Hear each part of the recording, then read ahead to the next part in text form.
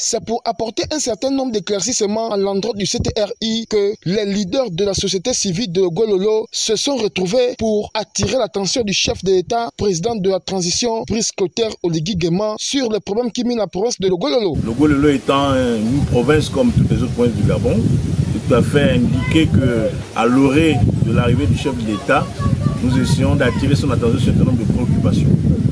Nous avons donc la préoccupation liée au logement qui est une préoccupation forte depuis longtemps, que nous avons un tant soit peu déjà soulevé.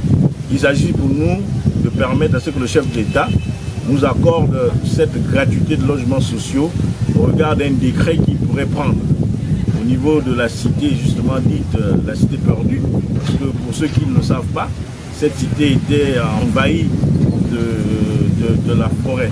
Il a fallu que nous ici ayons le courage d'aller affronter ces hautes herbes, d'aller affronter cette forêt pour pouvoir la remettre à jour.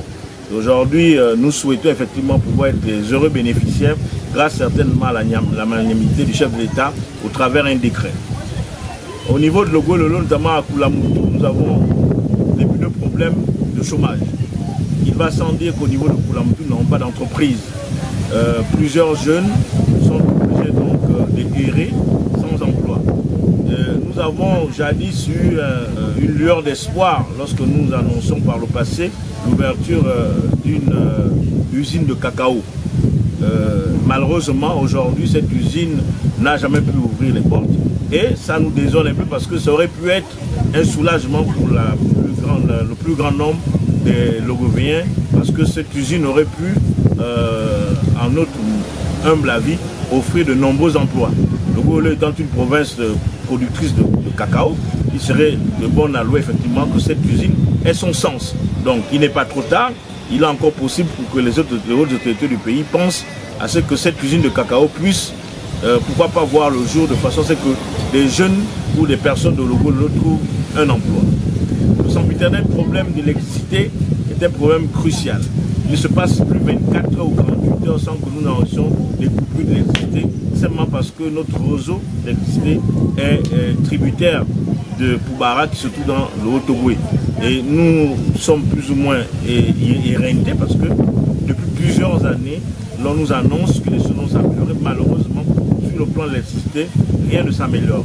Et lorsqu'il y a coupure d'électricité, de facto, il y a coupure d'eau. Et l'eau étant primordiale pour la vie, il serait donc judicieux que les autorités du pays puissent regarder de façon efficiente cette préoccupation d'eau. Que dira-t-on des problèmes de voirie ou de problèmes de voies d'accès dans l'ensemble de la province?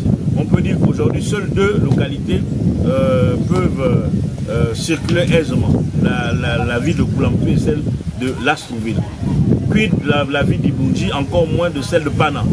Il est impossible aujourd'hui de pouvoir rallier ces villes sans connaître des difficultés.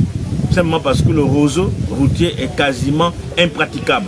D'ici peu, certainement, on enregistrera la coupure de la route d'Ibunji, ce qui est un problème assez dangereux parce que plusieurs riverains, plusieurs habitants habitent la localité de Lofona, notamment d'Ibunji. Aujourd'hui, nous avons cette préoccupation au niveau de Popa. Popa a connu près de 10 années coupé du reste de la province. Aujourd'hui, même encore, cette situation tend à revenir, ce qui est un danger parce que d'ici peu, la situation du réseau routier demeure un problème, un casse-tête, pour ne pas dire un casse-tête logovéen, puisque même au niveau de Pana, la préoccupation est de même. On ne peut pas joindre la ville de Pana si on n'a pas un véhicule 4x4. Et encore là, il faudrait que ça soit en saison sèche. Autant de préoccupations que nous voulons bien que le président de la transition puisse regarder de façon minutieuse, de façon à ce que lorsqu'il arrive ici, on ait des résolutions concrètes. Et nous sommes disposés à pouvoir le rencontrer, qui nous accorde cette opportunité de pouvoir échanger avec lui de façon réelle lors de son passage à Koulamoutou. Là encore, l'épineux problème de la gestion de la localité.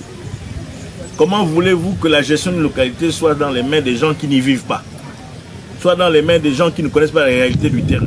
Donc nous avons souvent effectivement cette difficulté de voir en sorte que ce sont des personnes qui viennent d'ailleurs, qui ont des opportunités, qui ont l'occasion de parler au nom de ceux qui sont sur place.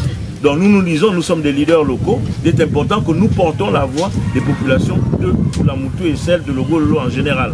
Donc c'est un peu le gros des préoccupations que nous voulons et nous comptons sur le chef de l'État, notamment le président de la transition, de façon à ce que, comme ils l'ont si bien dit au niveau du CRTI, que ça soit enfin notre essor vers la félicité. Merci. Voici un peu l'ensemble des problèmes que les populations de la province de Gololo vivent au quotidien. C'est enfin notre essor vers la félicité.